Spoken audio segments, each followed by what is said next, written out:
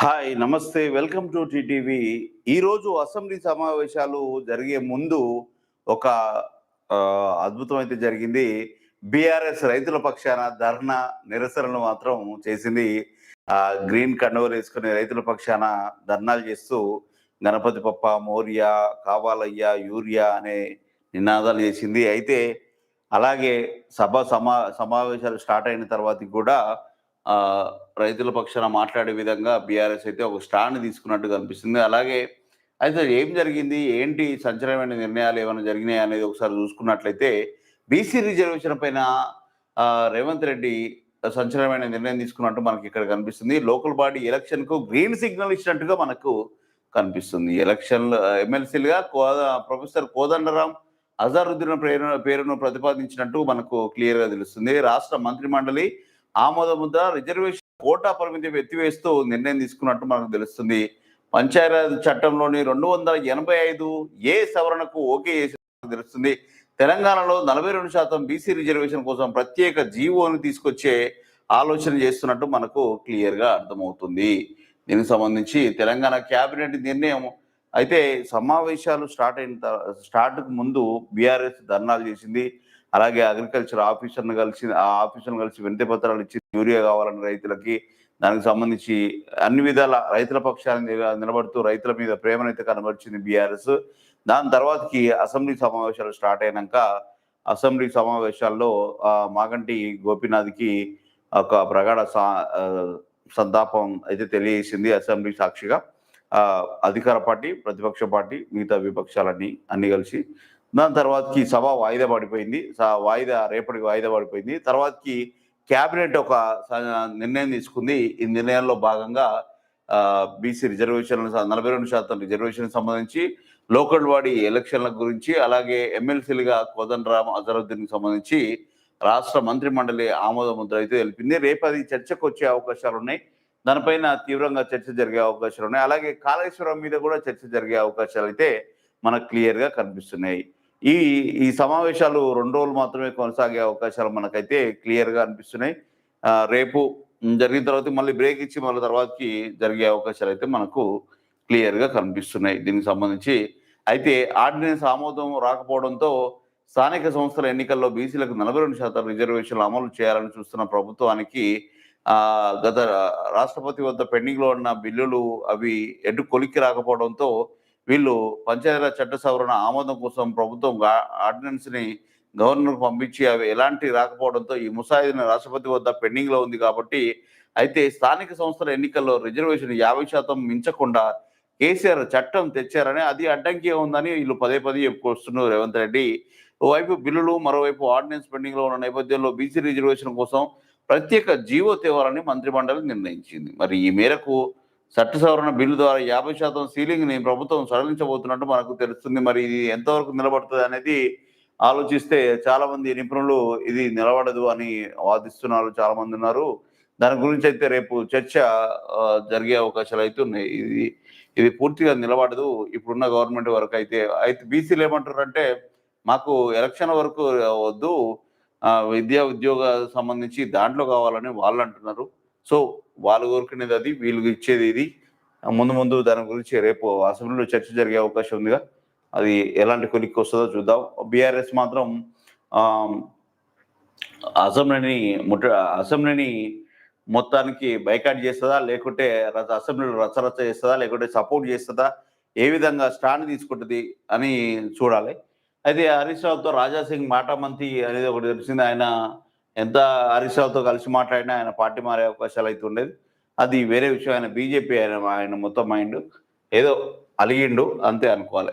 క్యాబినెట్లోకి అజరుద్దీన్ తీసుకునబోతున్నట్టు మనకు అయితే ఒక వార్త అయితే కనిపిస్తుంది. ఆయన ఎమ్మెల్సీగా ప్రమోట్ చేస్తుంది సర్కారు. జూబ్లీ హిల్స్ రేస్ నుంచి తప్పించి హైకమాండ్ ఈ నిర్ణయం తీసుకున్నట్టు మనకైతే క్లియర్‌గా తెలుస్తుంది. మైనార్టీలకి హైదరాబాద్ జిల్లాకి మంత్రివర్గంలో లేని ప్రాధాన్యం ఈ 2 సమీకరణాలు దృష్టిలో పెట్టుకొని మంత్రి ఛాన్స్‌గా ఇచ్చే అవకాశాలు అయితే కనిపిస్తున్నాయి.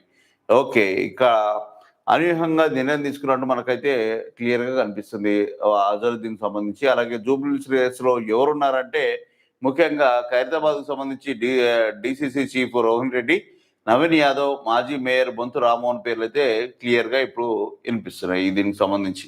అయితే లోకల్ వ్యక్తికే ఎక్కువ ప్రాధాన్యత కల్పిస్తున్నట్టయితే మనకు కనిపిస్తుంది. దీనికి సంబంధించి మైనారిటీని తీసుకుంటే నష్టపోతామని పార్టీ అధిష్టానం నిర్ణయం తీసుకున్నట్టయితే మనకు క్లియర్గా అర్థమవుతుంది. ఇంకో బాంబు పేల్చిండు కోమటిరెడ్డి వెంకటరెడ్డి, కేసీఆర్ సభకు రాకుంటే తప్పు చేసినట్లే అని ఆయన ఘంటాపథంగా చెప్తుండు. అసెంబ్లీకి రావడానికి భయపడుతున్నాడని మంత్రి కోమటిరెడ్డి వెంకటరెడ్డి వ్యాఖ్యలు చేసిండు. అలాగే బీఆర్ఎస్ దీనికి సంబంధించి ఒకసారి చూద్దాం ఏమన్నాడో. కేసీఆర్ సభకు రావాలని అందరూ కోరుకుంటారు, మరి బీఆర్ఎస్ అధినేత ఎందుకు రావట్లేడు? ఆయన చేసిన తప్పు వల్లనే రాలేకపోతున్నాడు. కాళేశ్వరం కమిషన్పై నివేదిక చర్చ జరుగుతున్నప్పుడు ఎందుకు రావట్లేడు? సభకు రావాలని సూచించాడు. అయితే ఆయన రావట్లేడు కాబట్టి భయపడుతున్నాడని ఎద్దేవా చేసిండు. అందుకే కోర్టుకు కూడా వెళ్ళాడని ఆయన హాట్ కామెంట్లు అయితే చేసిండు ఇక దానికి సంబంధించి. అలాగే ఓట్లు మాయం జతకట్టాలి విపక్షాలని రేవంత్ రెడ్డి అంటుండు. రాజ్యాంగం ఈసీని మార్చాలని కొందరు కుట్ర చేస్తున్నారు. అది మార్చే అవకాశం అయితే లేదు, కానీ వాళ్ళని అధీనంలో పెట్టుకొని వీళ్ళు రాజకీయాలు చేసే అవకాశాలు అవుతున్నాయి. వాళ్ళని అంటే రాజ్యాంగాన్ని ఈసీని మాత్రం ప్రలోభపెట్టి వాళ్ళ అధీనంలోకి తెచ్చుకున్నట్టయితే మనకు కనిపిస్తుంది. మొత్తం ఈసీ ఒక పార్టీ పరంగా మాట్లాడడం ఆశ్చర్యానికి అయితే గురి చేస్తుంది. అలాగే ఇక ఇంకో కామెంట్ ఏంటంటే కమ్యూనిజం అంటే సమాజాన్ని మార్చే ఆలోచనట. ఇక సుధాకర్ రెడ్డి పేరు చరిత్రలో నిలిచిపోయేలా చేస్తామంటే రెడ్డిల పేర్లు మాత్రం నిలుచుకునే ప్రయత్నం అయితే ఇక్కడ చేస్తున్నాడు. రేవంత్ రెడ్డి సుధాకర్ రెడ్డి పేరు నిలిపే ప్రయత్నం చేస్తున్నాడు. అక్కడ కమ్యూనిజం అంటే రెడ్డే ఎరుపు రంగే. సో ఈ రెడ్డిలు కలిసి రెడ్డిలని అధికారంలో కూర్చోబెడితే వాళ్ళ పేరు శాశ్వతంగా నిలిచిపోయేటట్టుగా ఉపరాష్ట్రపతికి ఆయన పేరునే రెడ్డినే ప్రతిపాదించాడు. ఇక్కడ సరే చచ్చిపోయింది కాబట్టి ఆయన పేరుకు ఏదో ఒక పేరు పెట్టి ఆయన పేరు నిలిచిపోయేలా చేస్తున్నట్టు రేవంత్ రెడ్డి. కానీ మిగతా వాళ్ళకు కూడా అలాంటి ఆలోచనలు చేస్తే బాగుంటుంది, మిగతా సామాజిక వర్గాలకు కూడా. సరే, అయితే బీఏసీ నుంచి బీఆర్ఎస్ వాకౌట్ చేసింది. వాళ్ళు ఏమంటున్నారు అంటే ఎరువుల వరదలపైన చర్చ పెట్టాలని బీఆర్ఎస్ అంటుంది. గవర్నమెంట్ మాత్రం ఎరువులపైన వరదలపైన చర్చ పెట్టాం, అది తర్వాతకి లెక్క. ముందైతే కాళేశ్వరం, బీసీ రిజర్వేషన్, స్థానిక ఎలక్షన్లకు సంబంధించి చర్చ నడుస్తుందని వాళ్ళు అంటారు. వీళ్ళేమో అదే కావాలంటారు, తప్పించుకునే ప్రయత్నం అయితే చేస్తారు బీఆర్ఎస్. కాళేశ్వరం గురించి మాట్లాడాల్సి వస్తుందేమని అనుకుంటారేమో మరి. ఇక తేల్చేస్తారట రేపు కాళేశ్వరం సంబంధించి. జస్టిస్ పీసీ ఘోష్ నివేదిక పైన సభలో చర్చ ఉంటుందట. బీఏసీ భేటీ అనంతరం మంత్రి శ్రీధర్బాబు చెప్పినట్టు మనకు తెలుస్తుంది. రేపటితోనే అసెంబ్లీ సమావేశాలు ముగిసే అవకాశం కూడా మనకు కనిపిస్తుంది. వర్షాలు, వరదల సమస్యలు తీవ్రంగా ఉన్నందున అన్ని అంశాలపై చర్చ తీయాలంటే 4-5 రోజులు బ్రేక్ ఇవ్వాల్సి వస్తుందట. దానికి సంబంధించి 2 రోజులు తీసుకునే అవకాశాలు అయితే మనకి ఇక్కడ కనిపిస్తుంది. దీనికి సంబంధించి రేపు కాళేశ్వరం పైన అయితే గట్టిగానే చర్చ జరిగే అవకాశాలు అయితే మనకు కనిపిస్తుంది దీనికి టోటల్గా. ఇంకా ఇక రఘునందనరావు ఏమంటుంటూ లీగల్గా ఇది నిలబడదు అంటుంటూ బీసీ రిజర్వేషన్ సంబంధించి రిజర్వేషన్ సీలింగ్ ఎత్తివేత పైన అవగాహన లేదు. సుప్రీంకోర్టు తీర్పులు పరిగణలోకి తీసుకోలేదు. క్యాబినెట్ నిర్ణయం పైన ఎంపీ రఘునందనరావు వ్యాఖ్యలు. అయితే మరి మంచి సలహా ఏమైనా ఉంటే మీ బీజేపీ తరఫున, మీ తరఫున కాంగ్రెస్కి ఇస్తే అది చేస్తారు కదా. సెంట్రల్లో మీ గవర్నమెంటే ఉంది కదా రఘునందనరావు గారు. మరి ఇలాంటి సూచనలు చేసే బదులు అది నిలబడదు అన్నప్పుడు ఏ విధంగా నిలబడుతుందో మీరు అడ్వకేట్ కాబట్టి మీరు ఒక సలహా ఇచ్చి మీ గవర్నమెంట్ ఒప్పించి వాళ్ళకు కూడా ఒక ఉపశమనం బీసీలకి మీ పార్టీ పరంగా ఇస్తే మీకు కూడా మంచి పేరు ఉంటుంది కదా. కాంగ్రెస్ బీసీ చూద్దాం, దానికి సంబంధించి మంచి పేరు అయితే ఉంటుంది. అలాంటి మంచి సలహా ఇస్తే మరి నువ్వు అడ్వకేట్ కాబట్టి. కాంగ్రెస్కు బీసీ రిజర్వేషన్ పైన చిత్తశుద్ధి లేదని, అందుకే సీలింగ్ ఎత్తివేత పైన అవగాహన లేకుండా ముందుకెళ్తుందని బీజేపీ ఎంపీ రఘునందనరావు విమర్శిస్తుండు. పంచాయతీల్లో రిజర్వేషన్ల పైన గత ప్రభుత్వం విధించిన పరిమితిని ఎత్తివేస్తూ జీవో జారీ చేయాలని రాష్ట్ర కేబినెట్ నిర్ణయించింది. మరి ఈ నిర్ణయంపై తాజాగా ఓ న్యూస్ ఛానల్తో ఆయన మాట్లాడారు. స్థానిక సంస్థల ఎన్నికల నిర్వహణ విషయంలో హైకోర్టు ఇచ్చిన డెడ్ లైన్తో సుప్రీంకోర్టు, హైకోర్టుల తీర్పులు పరిగణలోకి తీసుకోకుండా రిజర్వేషన్ సీలింగ్ విషయంలో ప్రభుత్వం హడావుడిగా నిర్ణయం తీసుకుంటుందని, ప్రభుత్వం లీగల్గా నిలబడే అవకాశం లేదని అంటుండ్రు. మరి ఏ విధంగా నిలబడితే బాగుంటుందో, ఏ విధంగా నిర్ణయం తీసుకుంటే బాగుంటుందో ఆ సలహా ఇవ్వచ్చు కదా. మీరు ఎందుకు ఇవ్వట్లేరు? ఇవ్వచ్చు కదా రేవంత్ రెడ్డి గారు, రఘునందనరావు గారు.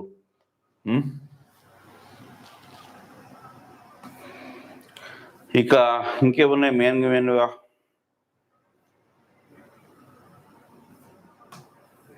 ఇక స్థానిక వరదలు, వదలని వరదలు, పెరుగుతున్న ముంపు గ్రామాలు. ఇది ఆ, స్థానిక ఎన్నికలు, బీసీ రిజర్వేషన్లపై క్యాబినెట్ నిర్ణయం, సంచలన నిర్ణయం. అసెంబ్లీకి రాను ఇక ఆ ఎమ్మెల్యే రాజగోపాల్ రెడ్డి ఇక ఈ రోజు నుంచి అసెంబ్లీకి రాడట. ఆయన ఒక రాజకీయ వ్యూహంలో భాగంగా ఆయన వరద ముప్పు ప్రాంతాలని అవన్నీ సందర్శించే అవకాశాలు ఉన్నాయి. ఆయన అసెంబ్లీకి రాడట. ఆయన నిర్ణయం తీసుకుండు, అయిపోయింది, ఇక ఒక బాంబు వెలిచేసిండు. ఇక ఆ, పల్లె పట్నం ఆ ఇంటి మోడల్కి అని బంగారం పీరం, సిల్వర్ రేట్స్ పీక్ రేట్లు పెరిగినాయంట. ఇవి హాట్ విషయాలు అయితే మనకు ఇక్కడ క్లియర్గా కనిపిస్తున్నాయి. దీనికి సంబంధించి ఇవి మెయిన్ అయితే కనిపించే న్యూస్. దీనికి సంబంధించి ఇంకో విషయం ఏంటంటే, ఇంకా మనకు కనిపించే విషయం ఏముంది, ఇలాక ట్రంప్ది ఏదో కనిపించగా,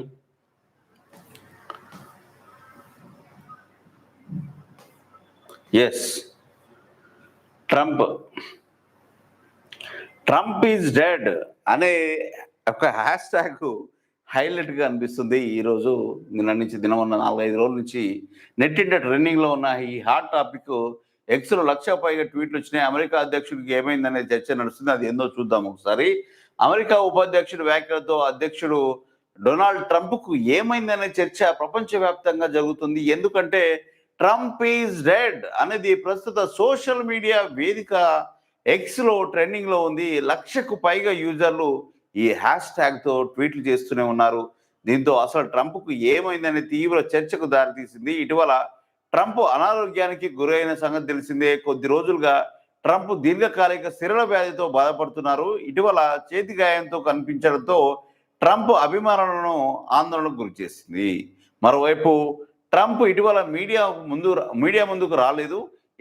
ఏదైనా చెప్పాలనుకుంటే సొంత సోషల్ మీడియా ట్రూత్లో పేర్కొంటున్నారు. గత 24 గంటల నుంచి ఆయన ఎలాంటి కార్యక్రమంలో పాల్గొనలేదు. రేపు ఎల్లుండి ట్రంప్కు సంబంధించి ఎలాంటి పబ్లిక్ ఈవెంట్స్ లేవని షెడ్యూల్లో వైట్ హౌస్ పేర్కొంది. దీంతో ట్రంప్ ఆరోగ్యంపై పెద్ద చర్చ అయితే నడుస్తుంది. దీనికి తోడు అమెరికా ఉపాధ్యక్షుడు జెడి వాన్స్ ఇంటర్వ్యూలో దేశంలో అత్యంత విషాదకర ఘటన జరిగితే తాను అధ్యక్షుడిగా బాధ్యతలు చేపడతానని చెప్పడం సంచలనంగా మారింది. రకరకాల వార్తల నేపథ్యంలో ట్రంప్ మిస్సింగ్ అంటూ మొదట అమెరికాలో ట్వీట్ చేయగా ట్విట్టర్ ట్రెండింగ్లోకి వచ్చింది. ఇక ఇప్పుడు తాజాగా ట్రంప్ ఈజ్ డెడ్ అంటూ ట్విట్టర్ ట్రెండింగ్లోకి రావడం ఆశ్చర్యం. ఈ ఎపిసోడ్ పై క్లారిటీ రావాలని ట్రంప్ ఆరోగ్యంపై వైట్ హౌస్ ఒక ప్రకటన చేసే అవకాశాలు అయితే మనకు క్లియర్గా ఉంది. అది వచ్చేంత వరకు వేచి చూడాల్సిందే. అయితే ట్రంప్ ఈజ్ డెడ్ అనే హ్యాట్ లైన్ మాత్రం నెట్టింట మాత్రం హల్చల్ చేస్తుంది. అది ట్రెండింగ్లో ఉంది ప్రస్తుతానికైతే. మరి కాకకు ఏమైందో అది తొందరలోనే వైట్ హౌస్ బయట పెడితే బాగుంటుంది. ఇది దీనికి సంబంధించి ఇవి ప్రస్తుతానికి ఉన్న మెయిన్ వార్తలు. ఇక ఏమైనా ఉంటే ఇవన్నీ రేపు వచ్చే వార్తలే, ఇవన్నీ మాట్లాడుకున్నాం. ఓకే, రేపటి వార్తలన్నీ ఇప్పుడే మాట్లాడేసుకున్నాం. మెయిన్ హాట్ వార్తలు. ఇక రేపటి వార్తలు మళ్ళీ రేపు అసెంబ్లీ సమావేశాల్లో హాట్గా జరిగే అవకాశాలు ఉన్నాయి. చర్చ ఇవి స్థానిక ఎలక్షన్లే కానీ, కాళేశ్వరం సంబంధించే కానీ, బీసీ రిజర్వేషన్కి జీవో సంబంధించే కానీ అది మంత్రిమండలి ఆమోదించింది కాబట్టి నెక్స్ట్ అసెంబ్లీలో కూడా చర్చకు వచ్చే అవకాశాలు ఉన్నాయి. సో ఇవన్నీ ఈ రేపు చర్చ జరిగిన తర్వాతకి 2 రోజుల తర్వాతకి మళ్ళీ సభకు బ్రేక్ పడే అవకాశాలు ఉన్నాయి. కాబట్టి మెయిన్గా చర్చలు అయితే ఇవన్నీ జరిగిపోతాయి. స్థానిక ఎలక్షన్లకు, బీసీ రిజర్వేషన్లకి క్యాబినెట్ అయితే సంచలన నిర్ణయం తీసుకుంది. నెక్స్ట్ మంత్లో స్థానిక ఎలక్షన్లో ఎంపీటీసీ, జెడ్పీటీసీ అలాగే సర్పంచ్ ఎలక్షన్లు అయితే కంప్లీట్ అయ్యే అవకాశాలు అయితే క్లియర్గా మనకు కనిపిస్తున్నాయి. ఇవి రేపటి వార్తల్ని ఈరోజే మనం చెప్పేసుకున్నాం. రేపటి వార్తల గురించి మళ్ళీ రేపు విశ్లేషించే ప్రయత్నం అయితే చేద్దాం.